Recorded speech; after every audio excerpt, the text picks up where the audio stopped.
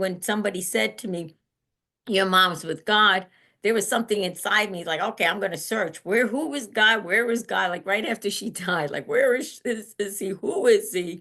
What is the meaning of life? What is the purpose of life? What is the, like all this. So I came back to my Catholic roots. I came back into the church, searching, crying, searching, crying, asking, journaling. And then that's where I was like, aha, I came to find out the taste of heaven, or I came to experience the resurrection that we all Christians receive it on Easter. I was like, oh, wow, it took me this long for my mom's death to receive Jesus in my life and in my heart. And so I received it like, yeah, I just had an experience, a spiritual experience. And then, but from there, I said, okay, I'm going to join the convent. I'm going to give my whole life up to God. And I did. Yeah. I was a Catholic nun for 12 years in the South Bronx. That's it. This is, why not? This is my Well, life. yeah, yeah. I don't think that's everybody's path, Gina.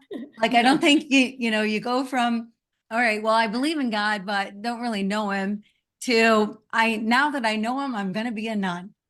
Yeah, Right? no. Yeah. So Oh you're my God. right. So you became a nun, and 12 Yes. years is quite a long time because it is a commitment. When you become a nun, for people who don't know, it is a long process, and you are committing your life, and then you want to stand by your commitment. So coming out of that could not have been too easy. Oh, no. So yes, you're correct.